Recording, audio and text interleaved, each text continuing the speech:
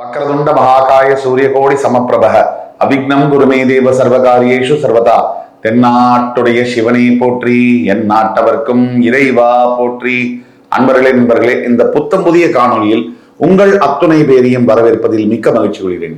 இன்றைய நிகழ்ச்சியில எப்பவும் ராசிகளை பத்தி, ஜோதிடத்தை பத்தி நிறைய பேசிட்டு வரும். இந்த ஜோதிடம் என்பது நம்முடைய தமிழ் மக்கள் சமூகத்துல பல பேர் ஜோதிடத்து மேல நம்பிக்கை இல்லை. ஆனா ஜோதிடம் எவ்வளவு துல்லியமானது, எவ்வளவு உண்மையானது அப்படிங்கிறது அகைன் அண்ட் அகைன் ப்ரூவ் பண்ணிட்டே வரும். தற்சமயம் தமிழ்நாட்டுடைய முதலமைச்சராக திரு விஜய் அவர்கள் பதவியேற்றிருக்காங்க. இவர் இப்போ 4ஆம் தேதி மேக்கு அப்புறமா 108 சீட்டு ஜெயிச்சு பதவியேற்றிருக்கார். முழு பெரும்பான்மை வராத நிலையிலும் கூட பதவியேற்று சட்டசபையிலையும் பெரும்பான்மையை நேத்திக்கு நிலைநிறுத்தியிருக்காரு. இந்த மாதிரி காலகட்டத்தில் இவர்தான் ஜெயிப்பார் அப்படின்னு நாம 7 மாதங்களுக்கு முன்னாடியே, 8 மாதங்களுக்கு முன்னாடியே சொல்ல ஆரம்பிச்சோம். இவர்தான் ஜெயிப்பார்.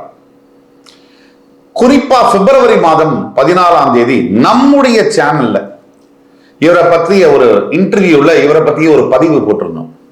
கண்டிப்பா தாவேகா டிவிகே தான் ஜெயிப்பாங்க, பெருமளவு மிகப்பெரிய சக்தியாக உருவெடுப்பாருன்னு சொன்னோம். இந்த வார்த்தையை சொன்னோம். ஆக அது அப்படியே நடந்தது. இன்றைக்கு பொதுமக்கள் மத்தியில இதை பற்றியும் இப்போ நடந்துகிட்டு வர அரசியல் நிகழ்வுகளை பற்றியும் பல கேள்விகள் இருக்கு. அதை உங்கள் சார்பாக என்கிட்ட வரக்கூடிய கேள்விகளுக்கான பதிலை தொகுத்து இந்த எபிசோட்ல நான் அதுக்கு பதிலளிக்க போறேன். வாங்க. இப்போ விஜய் ஜெயிப்பார்னு நீங்க பிப்ரவரியிலே சொல்லியிருந்தீங்க. இப்போ இதை எதை வச்சு நீங்க எக்ஸாக்டா அதை கணிச்சீங்க? இப்போ அவர் ஆட்சி பிடிச்சிட்டாரு, எல்லாத்தையும் நிரூபிச்சிட்டாரு, பெரிய லெவலில் வந்துட்டாரு. இப்போ இந்த ஒரு 4-5 மாசத்துக்கு முன்னாடியே நீங்க இதை கணிச்சீங்கன்னா இதை எதை வச்சு கணிச்சீங்க? அதாவது ரொம்ப அருமையான கேள்வி. ஜோதிடம் முக்காலத்தையும் அறிந்து கொள்வதற்கான ஒரு கலை. கடந்த காலம், நிகழ்காலம், எதிர்காலம். இங்க இருக்கக்கூடிய அத்தனை எக்ஸிட் போல் ரிசல்ட்ஸும் அவருக்கு எதிராக வர, கிண்டலும் கேலியும் செய்ய பல லட்சக்கணக்கானது, ஏன் அவரே கூட அவர் ஜெயிப்பாருன்னு நம்பாத போது நாம அவர் ஜெயிப்பாருன்னு சொன்னோம். நம்முடைய சேனல்ல ஒரு இன்டர்வியூல சொன்னோம். சரியா 14ஆம் தேதி பிப்ரவரி அன்னைக்கு அந்த இன்டர்வியூ ஒளிபரப்பானது. ஆக எப்படி சொன்னோம்னா, அவருடைய ஜாதகம் கடக ராசி, மிகவும் வலுப்பெற்றிருக்கக்கூடிய அந்த ஜாதகத்தில் உள்ள கிரக அமைப்புகள், டெக்னிக்கலி போனா 10ல இருந்து 15 காரணங்கள் சொல்லலாம். கிரகம் இப்படி இருந்தது, அப்படி இருந்ததுன்னு. கடக ராசிக்கு அப்படின்னு பேசினோம்னா, இந்த கடக ராசிக்கு மார்ச் 6ஆம் தேதி அன்று அஷ்டம சனி என்பது முடிவடைந்தது. இந்த கடக ராசிக்கு எப்பவுமே ஒரு அமைப்பு உண்டு. காலத்தால் அழியாத புகழை பெறக்கூடியது கடகம். கடகம் சந்திரன் ஆட்சி பெறக்கூடிய ராசி. இவருடைய பிறப்பு ஜாதகத்துல இருக்கக்கூடிய அமைப்புகள், தசாபுக்திகள், இந்த அஷ்டம சனி காலகட்டத்திலிருந்து அவர் வெளியே வரக்கூடிய அந்த நேரமானது, அவருடன் போட்டி போடக்கூடிய முன்னாள் முதலமைச்சர், முன்னாள் துணை முதலமைச்சர் மற்றும் அதிமுகவினுடைய பொதுச் செயலாளர்கள், இவர்களுடைய ஜாதகத்தை எல்லாம் ஒப்பிட்டு பார்க்கும் பொழுது இவர்தான் ஜெயிப்பார்.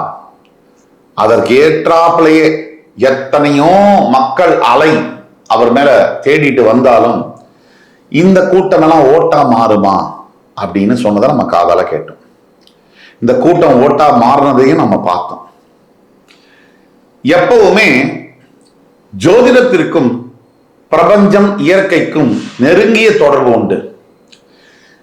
ஒரு மிகப்பெரிய சக்திகள், திமுக, அதிமுக மிகப்பெரிய சக்திகள், இந்த சக்திகளை ஒரே கையில, இந்த ஏஆர் ரஹ்மான் 2 ஆஸ்கர் வாங்கிட்டு வந்தார் பாருங்க, அந்த மாதிரி ஒரே இதுல அப்படியே தூக்கி 2 பேரையும் தூக்கிட்டு இவர் முந்திக்கிட்டு வந்தாருன்னா 75 ஆண்டு கால கட்சி ஒண்ணு, 50 ஆண்டுகளுக்கும் மேற்பட்ட கட்சி ஒண்ணு, ரெண்டையும் 2 ஆண்டு காலம் கட்சியை தொடங்கி ஒருவர் வந்து தோக்கடிச்சிருக்கார் அப்படிங்கிறது வரலாற்று சாதனை.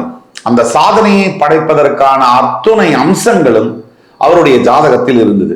இதைத்தான் அவருடைய ஜோதிடரான ரத்தன் பண்டிட் அவர்களும் அதை சொல்லியிருக்காரு ஏற்கனவே.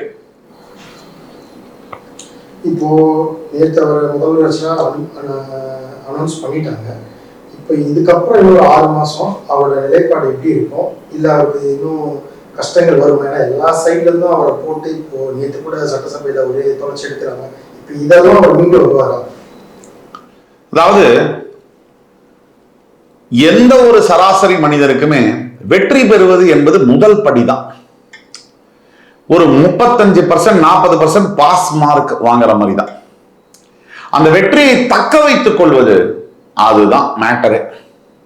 இப்ப நீங்க பார்த்தோம்னா சட்டசபையில நேத்திக்கு எதிர்கட்சி தலைவர் சனாதன தர்மத்தை ஒழிப்போம் அப்படின்னு சொல்லியிருக்காரு. சனாதனம்னா என்னன்னே அவருக்கு தெரியாது. சனாதன தர்மத்தை அவர் ஒழிக்கணும் அப்படின்னு சொல்லியிருக்காரு. ஆங்கிலத்தில் ஒரு வாசகம் உண்டு, சேரிட்டி பிகின்ஸ் அட் ஹோம் அப்படின்னு. முதல்ல அவரோட வீட்டில் அவர் சனாதனத்தை ஒழிக்கணும். அவர் வீடு பூரா சனாதனத்தை வச்சுட்டு சட்டசபையில வந்து கண்ணாடியை போட்டுக்கிட்டு சனாதனம் ஒழியும்னா இது என்னங்க நியாயம்? தவிர சனாதனத்தை ஒழிக்க முற்பட்டவர்கள் பல மன்னர்கள், திப்பு சுல்தான் போன்ற பல அரசர்கள் இவரை விட 10,000 1,00,000 மடங்கு சக்தி வாய்ந்தவர்கள் எல்லாம் பார்த்தாங்க, ஒன்னும் பண்ண முடியல. அது சனாதனம்னா அர்த்தமே நிரந்தரம்னு அர்த்தம். சனாதனம்னா சம்ஸ்கிருத வார்த்தைக்கு அர்த்தம் என்னன்னா நிரந்தரம்னு அர்த்தம், பர்மனன்ட்னு அர்த்தம். அதை அழிக்கவே முடியாது. இவர் சொல்றது எவ்வளவு வேடிக்கையா இருக்குன்னா, மூச்சு காத்தையும் வானத்தையும் தண்ணீரையும் மலையையும் நெருப்பையும் நான் அழிச்சிடுவேன் அப்படின்னா அவரு ஏதாவது பிரச்சனையில பேசுறாரா, இல்ல கேட்கிற நாம ஏதாவது பிரச்சனையில இருக்கோமான்னு கூட தெரியல. இன்னொரு விஷயம், இவர் ஜோதிடத்தெல்லாம் நம்ப கூடாது, முதலமைச்சர் ஜோதிடரை வந்து அரசாங்க பதவியில் அமர்த்தினாரு, அது தப்பு அப்படின்னு சொன்னார். என் எதிர்கட்சியில் இருக்கிறவங்க ஜோதிடமே பார்க்கலையா? பார்க்கறது இல்லையா? திமுக இருக்கிறவங்க ஜோதிடமே பார்க்கறது இல்லையா? அத்தனை பேரும் பார்க்கறாங்க, அத்தனை பேரும் பார்க்கறாங்க. அதனால அப்படியே சொல்லியிருந்தா கூட நம்ம முதலமைச்சர் வந்து அவருடைய ஜோதிடரான ரத்தன் பண்டிட்ட அந்த அரசு பதவியிலிருந்து நீக்கினது தவறுன்னு நான் சொல்லுவேன்.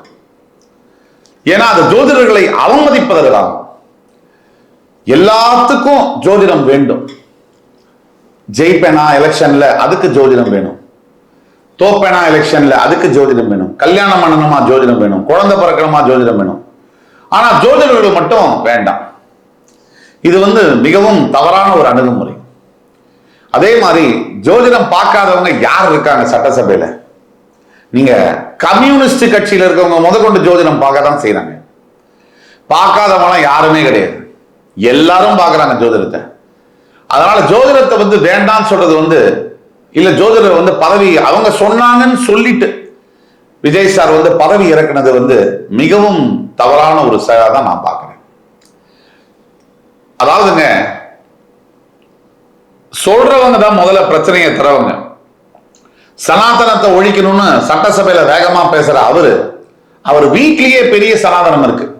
ஏன் அவங்க அம்மா கோவிலா போய் சனாதனத்தை வளர்க்கலையா? ஏன் அவங்க வீட்டுல பூஜைகள் எல்லாம் செய்யலையா? எல்லாம் செய்யறவங்க தான். வீட்லயே விநாயகர் சிலை வச்சு வழிபடுறவங்க தான் அடுத்தவங்களுக்கு உபதேசம். அதுதான் அவங்க செய்யறாங்க. அவங்க மட்டுமா, அவங்க கூட இருக்கக்கூடிய அனைத்து அரசியல்வாதிகளும் அதே மாதிரி அதிமுகலையும் எத்தனையோ பேர் ஜோதிடம் கேட்கக்கூடியவங்க இருக்காங்க. நம்பாதவங்க கிடையவே கிடையாது. அதனால அடுத்தவங்களை பார்த்து சனாதனத்தை ஒழிப்பேன் முதல்ல இன்னும் சொல்லுவாங்க, நம்ம முதல்ல நம்ம சுத்தம் பண்ணிக்கணும், அப்புறமா மற்றவங்க முதுக நம்ம சுத்தம் பண்ணலாம். இது எதிர்கட்சி தலைவருக்கு நாம விடுக்கக்கூடிய வேண்டுகோள். அதே மாதிரி சனாதன தர்மத்தை இவர் அல்ல, இவரது தந்தை அல்ல, மறைந்து போன முத்தமிழறிஞர் கலைஞர் அல்ல, அவருடைய தந்தை அல்ல, அவருடைய தாத்தா வந்தா கூட அழிக்கவே முடியாது. இதுதான் உண்மை. அதே மாதிரி விஜய் சாரும் அடுத்தவங்க சொல்றாங்க, இவர் இதை குற்றச்சாட்டு பண்றாரு, அதை நம்பி அதை கேட்டு தன்னுடைய தீர்க்கமான முடிவுகளை மாற்றிக்கொள்ள வேண்டும்.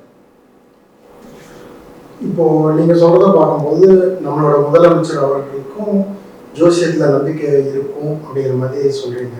ஏன்னா இப்போ என்னோட கொஸ்டின் தான், அவர் வந்து ரொம்ப ஆணித்தரமா சொன்னார் நான் இதுக்கப்புறம் நடிக்க மாட்டேன்ட்டு. அப்போ அவரோட ஜோதிடர் ஒருவேளை நீங்க கன்ஃபார்மா ஜெயிச்சிருவீங்க, நடிப்பை பத்தி கவலைப்படாதீங்கன்னு சொன்னதுனால இந்த அறிக்கையை அவர் விட்டுருப்பாரா? ஸோ இதுக்கு உங்க பார்வை.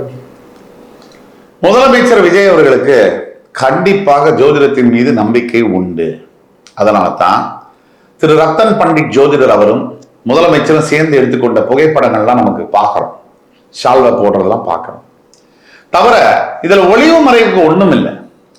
யார் ஒருத்தர் ஒளிவா மறைவாங்க அப்படின்னா, மடியில கனம் இருந்தா தான் வழியில பயம் இருக்கும். நம்ம முதலமைச்சருக்கு அது கிடையாது.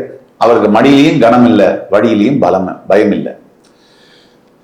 முதலமைச்சருடைய அடுத்த 6 மாதம் காலம் அல்லது 1 ஆண்டு மிகவும் சவால்கள் நிறைந்த ஆண்டாகத்தான் இருக்கும்.